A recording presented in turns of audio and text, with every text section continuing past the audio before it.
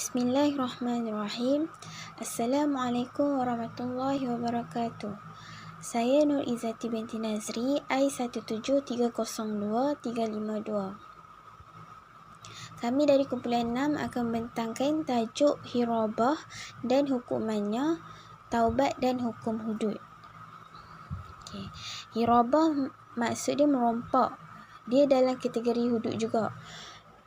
Pengertian hirabah adalah istilah syarak membawa maksud serangan bertujuan merampas harta, membunuh atau menakutkan dengan cara terang-terangan, angkuh dan menggunakan kekuatan di kawasan yang terpencil daripada bantuan. Ia dilakukan oleh mukallaf yang tertakluk kepada undang-undang, termasuk ahli zimmi dan orang yang murtad.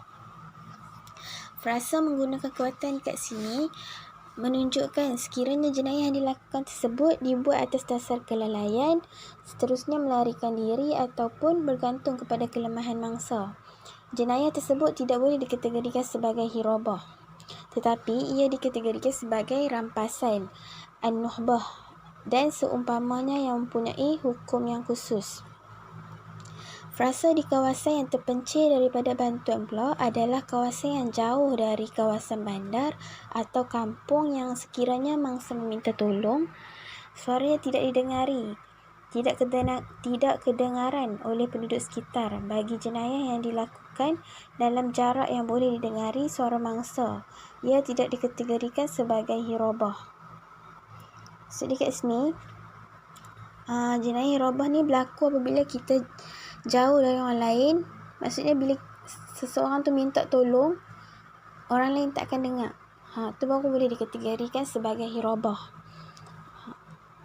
Kalau jenayah tu dilakukan dalam jarak yang boleh didengari suara mangsa, ia tidak boleh dikategorikan sebagai hirabah. Frasa mukallaf yang tertakluk kepada undang-undang mengetepikan kafir harbi. Oleh itu, kafir harbi tidak termasuk dalam kategori ini walaupun dia membunuh ataupun merompak. Dia sebenarnya boleh dibunuh dalam apa jua keadaan sekalipun. Walau bagaimanapun, apabila seseorang kafir harbi memeluk Islam, segala kesalahannya sebelum itu diampunkan kerana Islam menghapuskan segala dosanya. Assalamualaikum warahmatullahi wabarakatuh.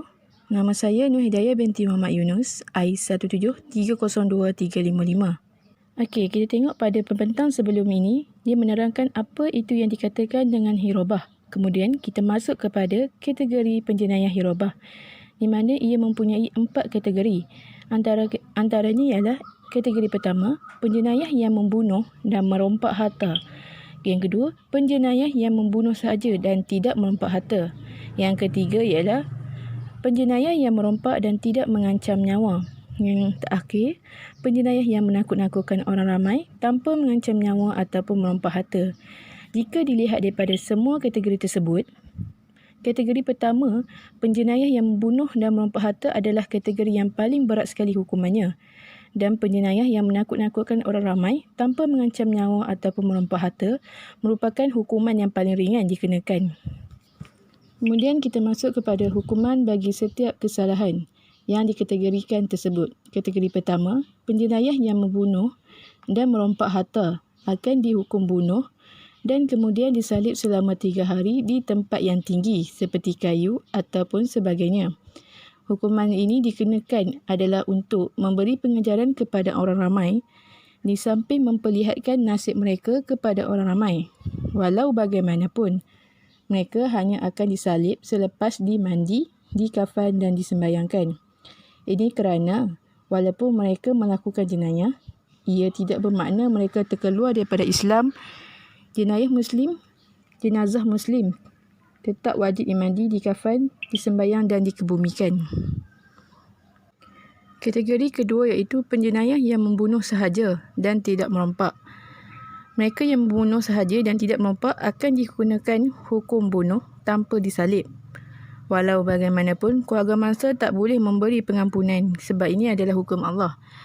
Kita boleh tengok beza antara pembunuh dalam jenayah hirabah ini dengan jenayah bunuh dalam qisas.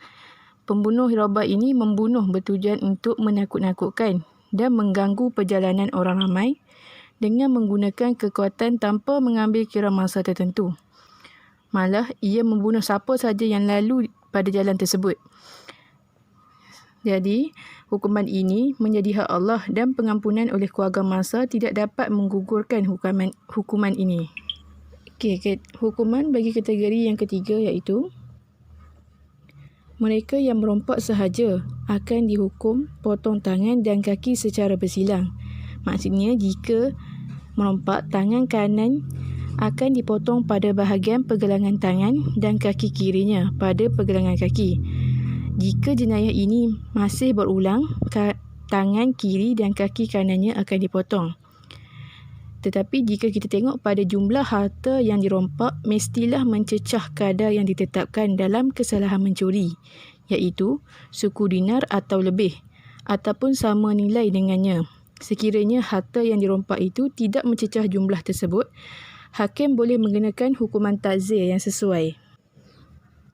Antara perbezaan pencuri dengan perompak, pencuri ni dia mengambil harta curi itu secara bersembunyi. Sementara perompak pula dia melakukan dengan menakut-nakut dan mengganggu perjalanan orang ramai menggunakan kekuatannya. Apatah lagi apabila berjauhan daripada orang ramai. Maksudnya dia tak dapat nak minta tolong dekat orang luar. So, dia rasa macam dia menggunakan kekuatan dia untuk dia nak cederakan orang tu, menakut-nakutkan orang tu lah. Okey, dia masuk pada kategori yang keempat iaitu kategori penjenayah yang menakut-nakutkan orang ramai tanpa mengancam nyawa ataupun merompak harta. Antara hukuman dia adalah akan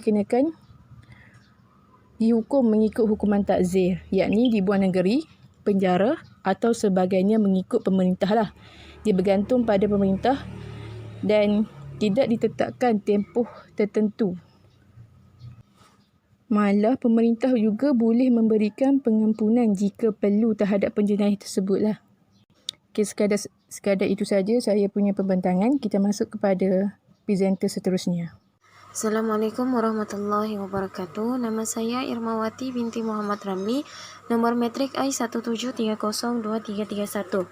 Seterusnya kita pergi kepada dalil hukuman bagi jenayah hirabah daripada firman Allah Subhanahu wa taala yang bermaksud hanya saja balasan orang yang memerangi Allah dan Rasul-Nya serta melakukan bencana kerosakan di muka bumi ialah dengan dibalas bunuh kalau mereka membunuh sahaja dengan tidak merampas, atau disalib kalau mereka membunuh dan merampas, atau dipotong tangan dan kaki secara silang kalau mereka merampas sahaja, atau dibuang negeri kalau mereka hanya mengganggu ketenteraman umum. Hukuman demikian adalah suatu kehinaan di dunia bagi mereka, dan di akhirat kelak mereka beroleh azab siksa yang amat besar. Daripada surah Al-Ma'idah ayat 33. Okey, maksud daripada ayat tersebut adalah hukuman bunuh saja yang melibatkan kategori kedua, iaitu apabila jenayah yang dilakukan hanya membabitkan pembunuhan tanpa merompak. Manakala hukuman dengan salib pula melibatkan kategori pertama, iaitu apabila jenayah yang dilakukan membabitkan jenayah bunuh dan merompak. Manakala hukuman potong tangan dan kaki pula dia melibatkan kategori ketiga, iaitu bagi penjenayah merompak tetapi tidak mengancam nyawa. Akhirnya hukuman buang negeri melibatkan kategori keempat, iaitu penjenayah tersebut hanya melibatkan perbuatan menakut-nakutkan tanpa membabitkan nyawa dan juga harta. Seterusnya kita pergi kepada pengguguran hukuman. Kesemua hukuman bagi penjenayah hirabah boleh digugurkan dengan cara bertaubat, iaitu apabila pesalah ni dia bertaubat sebelum berjaya ditangkap oleh pemerintah, sama ada dengan cara melarikan diri ataupun bersembunyi atau kerana gagal dikesan oleh pemerintah. Sekiranya penjenayah ni dia bertaubat sebelum dibawa ke muka pengadilan, semua hukuman yang khusus bagi jenayah hirabah, iaitu bunuh, salib, potong tangan dan kaki akan digugurkan berdasarkan firman Allah Subhanahu wa taala yang bermaksud kecuali orang yang bertaubat sebelum kamu dapat menangkapnya, maka mereka terlepas daripada hukuman itu. Maka ketahuilah bahawasanya Allah Maha Pengampun lagi Maha Pengasihani. Daripada surah Al-Ma'idah ayat 34. Okey, manakala status terpisalah atau penjenayah selepas bertaubat hanyalah sebagai seorang pembunuh ataupun perampas. Oleh yang demikian, dia akan dihukum berdasarkan kesalahan membunuh, merompak atau merampas. Semua ini dilaksanakan berdasarkan kaedah dan juga hukum hakam yang telah ditetapkan. Maksudnya di sini, sekiranya penjenayah hirobah tu dia sudah bertaubat, maka status dorang ni hanyalah sebagai seorang pembunuh dan ataupun perampas. Maka mereka dihukum atas dasar kesalahan membunuh, merompak ataupun merampas.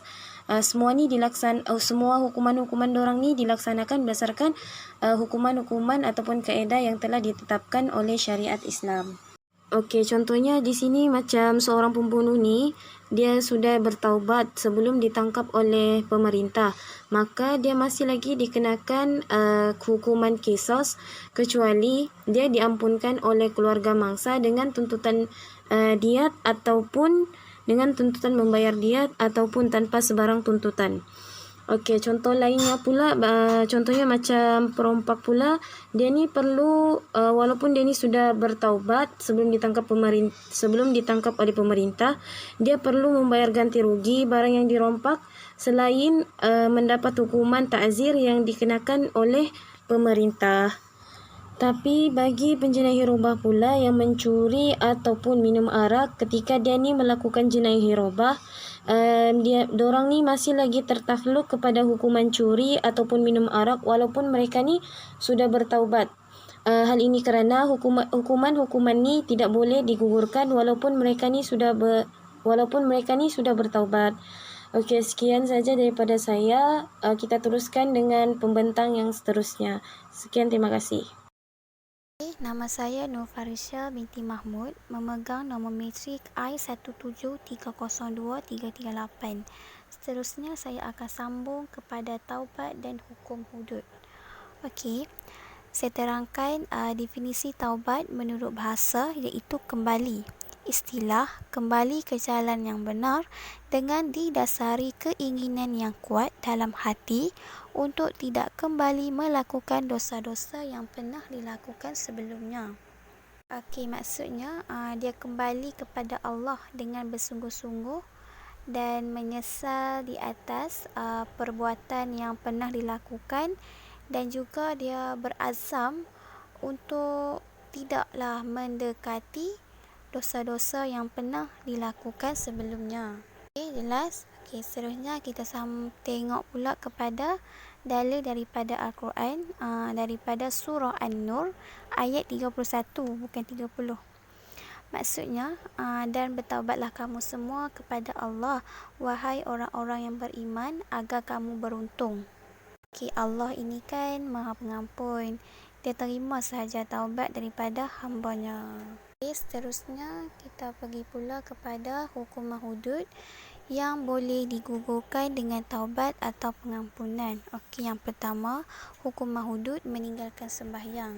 Seperti mana yang kita tahu, solat ni kan wajib. Allah dah perintahkan untuk kita solat 5 waktu sehari semalam. Okey, solat ini boleh digugurkan dengan taubat. Sebabnya ini kerana hukuman itu dia berdasarkan kepada taubatnya, bukan melalui kehidupannya yang lalu. Okey, hukuman hudud ini dia dijatuhkan berdasarkan kepada kedegilan dia meninggalkan solat.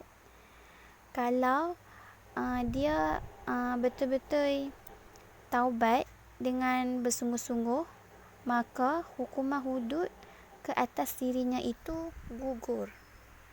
Okey, yang kedua pula hukuman hudud tuduhan zina ataupun hukuman hudud untuk orang yang qazaf, iaitu orang yang dituduh zina.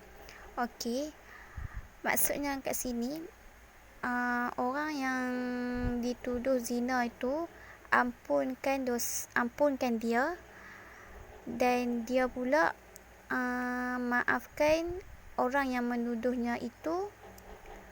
Lepas tu kes ni ditutup, kiranya benda tu dah lepas. Jadi gugurlah hukuman hudud tu ke atas dirinya.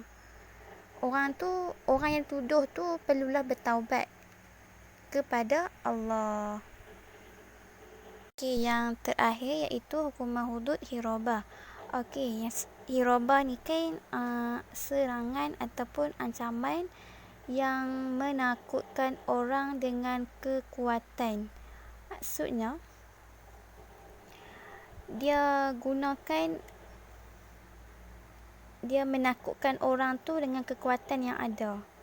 Kiranya hukuman ni digugurkan jika pesalah yang terlibat itu dia bertaubat kepada Allah sebelum dihadapkan ke mahkamah.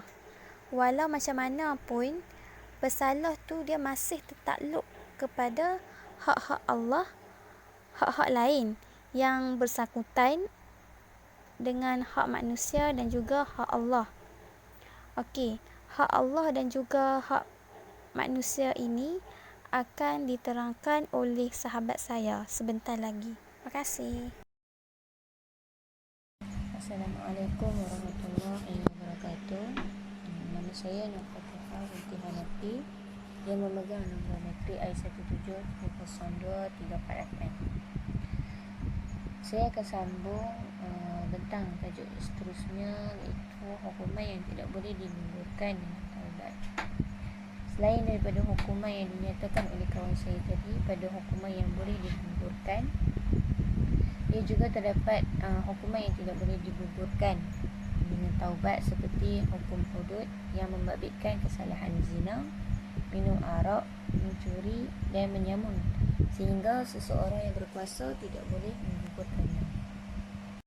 Okey, terdapat hadis yang mengenai pencurian daripada Aisyah radhiyallahu anhu bahawa suatu ketika kaum Quraisy ni risau dalam memutuskan hukuman terhadap seorang wanita suku Makhzum yang mencuri. Mereka berkata, siapakah yang boleh berbicara dengan Rasulullah SAW untuk mengemukakan permintaan supaya wanita itu dibebaskan. Mereka berkata, tiada siapa yang berani membawa hal itu kecuali Usamah kesayangan Rasulullah SAW.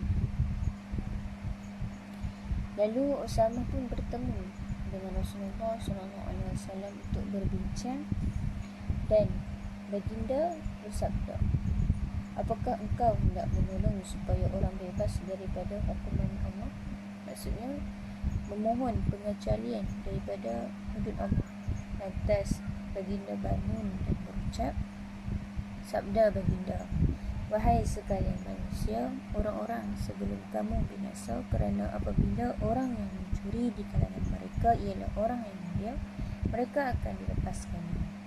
Apabila orang yang mencuri di kalangan mereka ialah orang yang hina, mereka akan melaksanakan hukuman ke atasnya. Demi Allah, kalau seandainya Fatimah anak Muhammad mencuri, nescaya Muhammad akan memotong tangan anaknya itu. Menurut riwayat 4 penulis Sunan daripada Safwan bin Umayyah radhiyallahu anhu bahawa apabila baginda memerintahkan agar tangan pencuri jubahnya dipotong, Safwan memohon supaya pencuri jubahnya dimaafkan. Lalu baginda bersabda, kenapa tidak dimaafkan sebelum engkau bawanya kepada saya? Maksudnya Safwan itu memaafkan orang yang mencuri jubahnya. Dan baginda berkata, kenapa tidak maafkan orang itu sebelum bawanya kepada saya? Jadi hukuman ini adalah berdasarkan dalil-dalil yang dinyatakan itu bersifat umum, tanpa sebarang huraian dan pengecualian. Ini kerana dalam masalah ini hak Allah lebih diutamakan. Itu penting dan wajib dilaksanakan. Apa yang dimaksudkan dengan taubat tidak akan digugurkan hukum, iaitu pelaksanaan hukum di dunia ini yang mana wajib dilaksanakan di hadapan mahkamah. Namun di antara pesalah dengan Tuhannya, ia berbeza kerana taubat yang jujur akan menggugurkan semua kesan kesalahan tersebut pada hari kiamat. Yang mana kalau seseorang itu dia melakukan dosa itu mencuri, jadi pelaksanaan di dunia ni akan dilaksanakan seperti yang telah ditetapkanlah, potong tangan kan. Tapi sekiranya dia bertaubat dengan Tuhan, itu itu dia dengan Tuhan. Hukuman akan tetap dijalankan, akan dikenakan walaupun dia telah bertaubat. Di mana firman Allah Subhanahu wa taala yang berbunyi wa inni laghafarun liman taba wa amana wa amila salihan summa ihtada, dan bermaksud dan sesungguhnya aku yang amat memberi ampun kepada orang-orang yang bertaubat serta beriman dan beramal soleh, kemudian ia tetap teguh menurut tunjuk yang diberikan kepadanya. Surah At-Taha ayat 82. Okey, apa yang dimaksudkan dalam ayat tersebut? Sesiapa yang melakukan kesalahan, sesungguhnya Allah yang amat memberi ampun kepada orang-orang yang bertaubat dan beriman dan beramal soleh.